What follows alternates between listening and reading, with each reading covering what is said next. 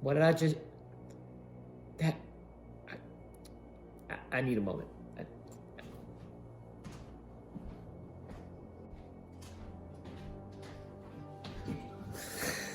What up, family? It's your boy Amadou back with another review, and this time we are finishing up our review for maybe the greatest show of all time, the second half of season 1 of Watchmen. I've officially considered this my favorite show ever, because I don't believe I've seen any season of any show that there isn't one unnecessary episode. And even the quote-unquote filler episodes are awe-inspiring.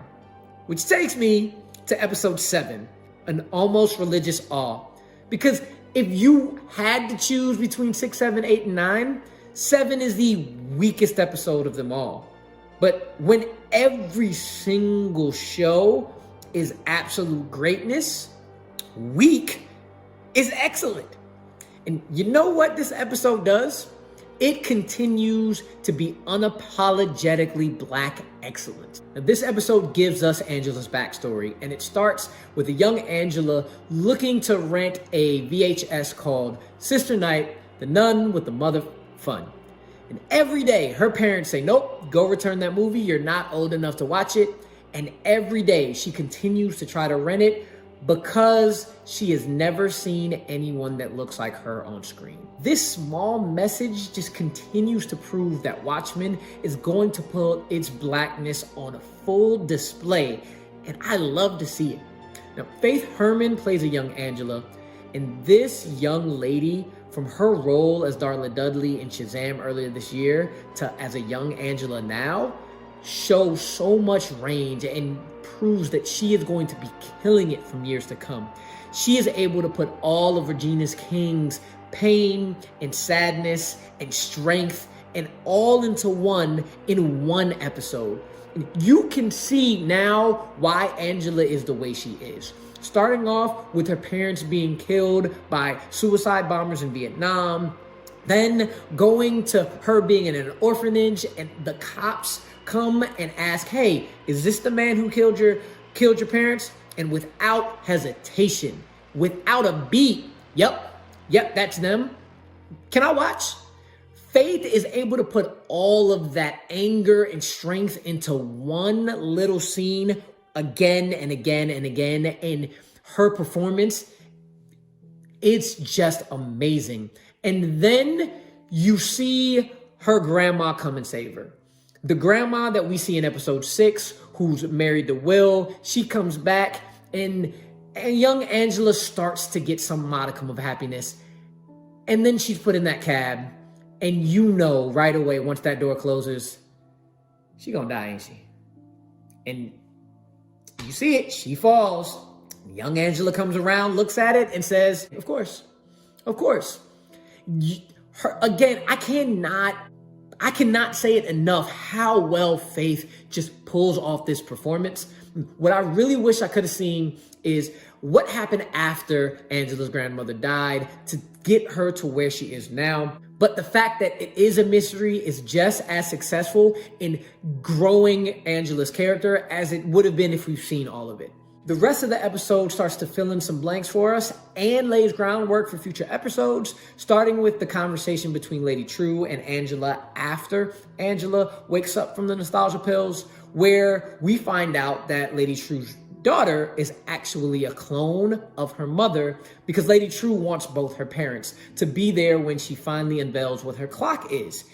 And she says that while her mother is there, her father is coming, laying the groundwork for Adrian and his tale in this story. This was probably the one episode where Adrian's side story did not seem as necessary as needed. The trial was cool and all, but the pigs and the farting, while funny, might be the one time the entire season I was like, okay, we could have skipped that. We get confirmation that Senator Keene indeed is an asshole when Lori goes to confront the sheriff's wife.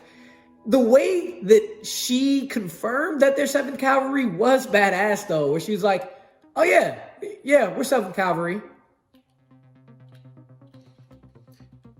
And the fact that Lori, after seeing her push the button a couple times, just sat there and didn't get up, while funny, made me think, what are you doing, lady? Get up. You see her trying to do something. She just confirmed to you what you found out. Anyway, earlier in the episode, young Angela asked her dad, hey, what's wrong with people in masks? And his response was, people in masks are dangerous because they always have something to hide. And now that Lori is captured by the 7th Cavalry confronting Senator Keene, she brings that concept back up, telling him, yeah, white people, when they wear masks, yes, they're hiding their identity, they're hiding something, but no matter what they're hiding, they become heroes. Black people, when they wear masks, they're hiding pain and sorrow and putting it deep down. Because they're doing that, they're scary. And that concept is continued when Senator Keene says, it's hard to be a white man in America today. That is so infuriating and hilarious that you just want somebody to whoop these mother... And guess who does it? My man Looking Glass.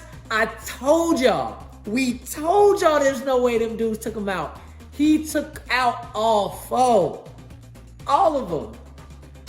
Come through, mirror guy. Let's go. So after that, the last reveal we get is from Lady True and Angela again speaking, where Lady True mentions that Cal had gotten complete amnesia from some kind of car accident. And then later mentions that Dr. Manhattan is walking amongst them in human form.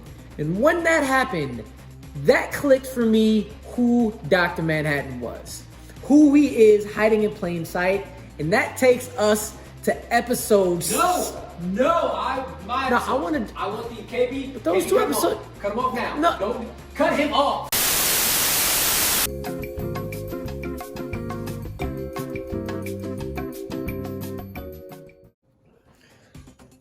Okay, I gathered my thoughts and I'm ready.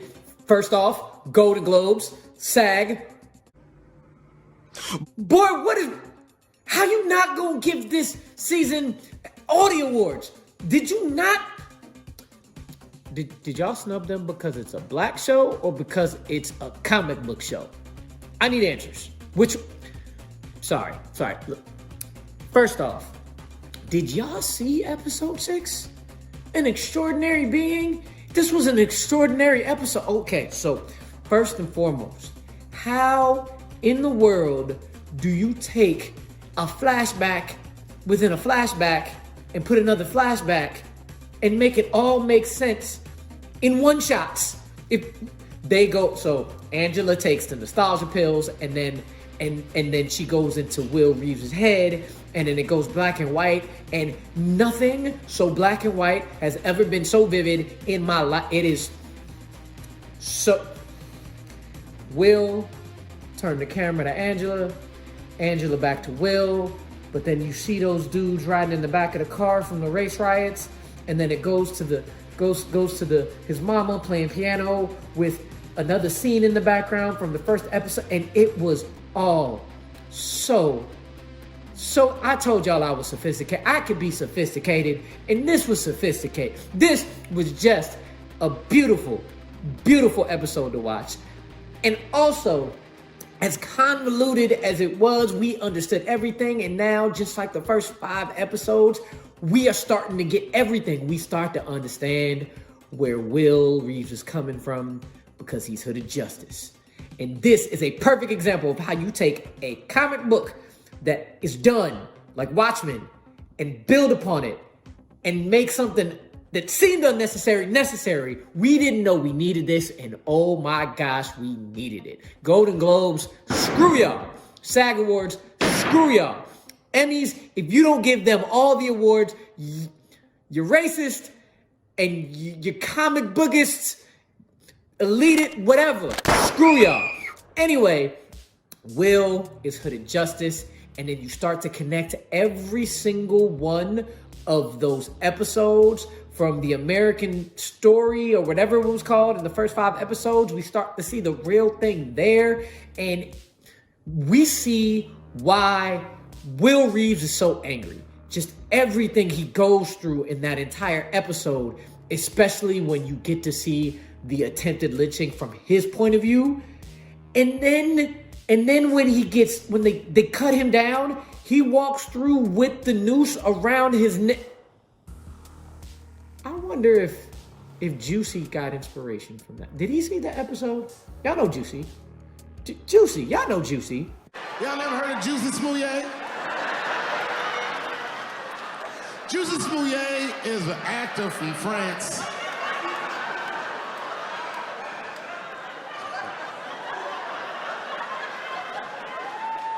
And he became famous on a show called Empire. Okay, maybe that's a conversation for another day, but you feel the pain.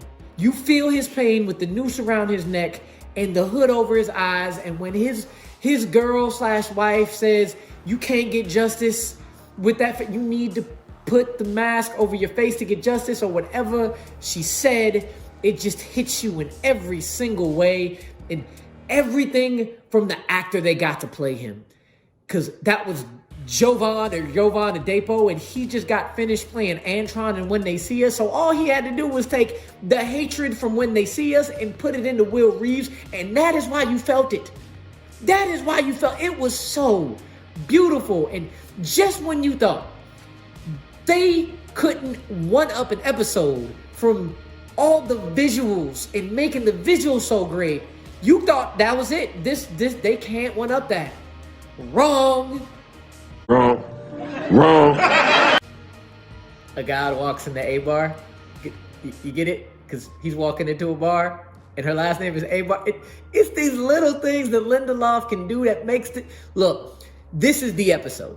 This is the episode of the season. It is Christopher Nolan Inception levels amazingness. How you take something so confusing and make it answer so many questions and leave us with so many more questions. The breadcrumbs it leaves, like how Angela has to see him walking on the pool, and then the egg that don't get answered till the finale. But then it also answers questions about things from the first 5 episodes while doing it with the whole future is the past, but the past is the present, and the present is the future, because Dr. Manhattan sees everything. It's like when Hulk tried to explain time travel in Endgame. Think about it. If you travel to the past, that past becomes your future, and your former present becomes the past, which can't now be changed by your new future. Except it does matter. It all matters because that's Dr. Manhattan.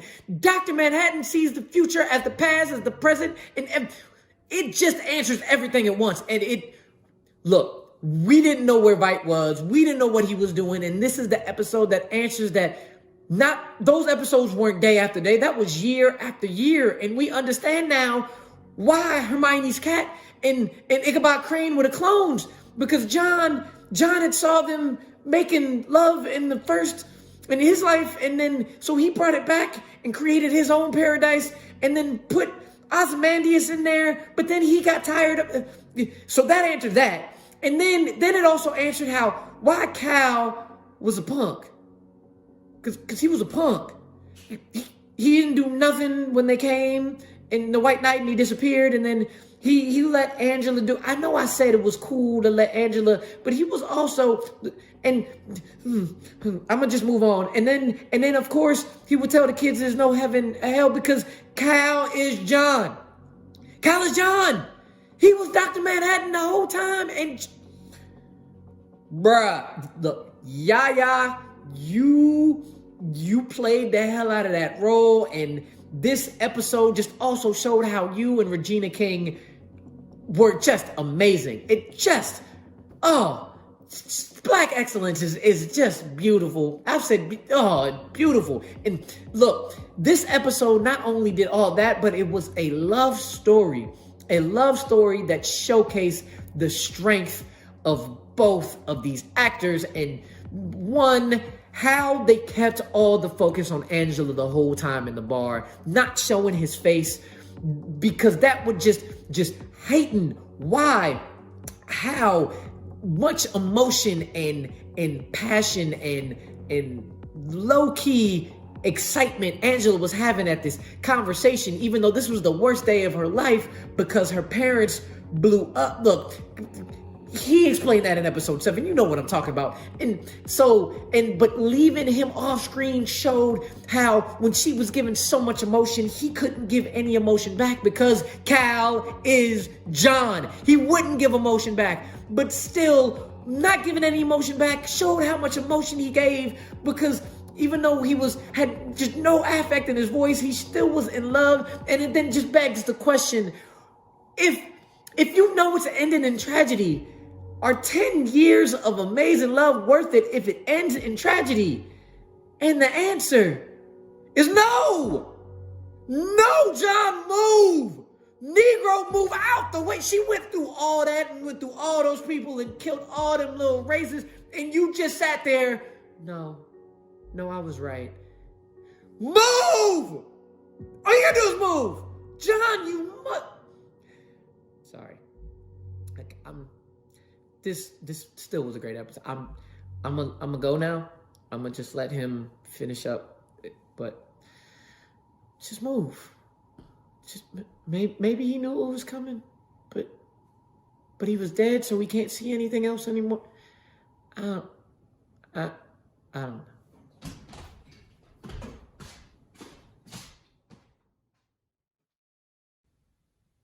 Thank you for letting me finish this.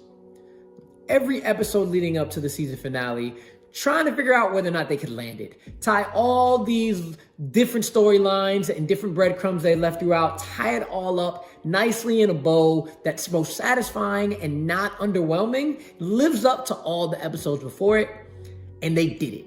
And they were able to deliver, unlike some shows we know that have dragons in bloodlines that don't end up meaning anything. Okay, I guess that's another story for another day. But they landed this episode the way that they actually took every single little thing from episode 1 to episode 8 and showed how important they were and how it all made sense at the end, from Adrian Vight's storyline and the golden statue in Lady True's office and how he ended up being her father, and starting it off with Lady True's mom getting pregnant the way she did. Look, when she walked in, I knew what was going on because I've seen Jane the Virgin, and they do the same thing in that show. So I was waiting for the turkey baster. Anyway, I saw it coming, and the people I was watching with was like, oh, that was great. We finally understand the motivations of Lady True and Will working together, so the 7th Cavalry can capture Dr. Manhattan for her, and then she can wipe out the 7th Cavalry in one fell swoop. And I loved how she was going through the reasons why they needed to die, but then we also got to see white supremacists be white supremacists saying, you're gonna kill us anyway, don't tell us this, because white supremacists know who they are. They don't need to be told those things. And when she says, you're going to kill us anyway, Lady True goes, oh, absolutely. That was great. And it brought up the question of whether or not Lady True is either a hero or a villain. Because does her means justify an end of her gaining these godlike powers? And according to Ozymandias, no. That brings it full circle to whether or not his means justifies the end. All the way back to the comic where we saw him as a villain because he killed 3 million people, but he staved off a nuclear holocaust. And now he's being thrust into a hero position to stop Lady True by, again, putting other people at risk in order to stop somebody who's egotistical and narcissistic from gaining these types of powers. It shows us John was and is a great or the perfect person to get these kind of powers. Just because you have the ability to save everything or kill everything doesn't mean you need to use it. Showing why it's a person who doesn't want to be a god who can or will use these type of powers in the right way. You saw John/Cal had all the things in the world at his disposal, yet he wanted to be a normal person in love with another person.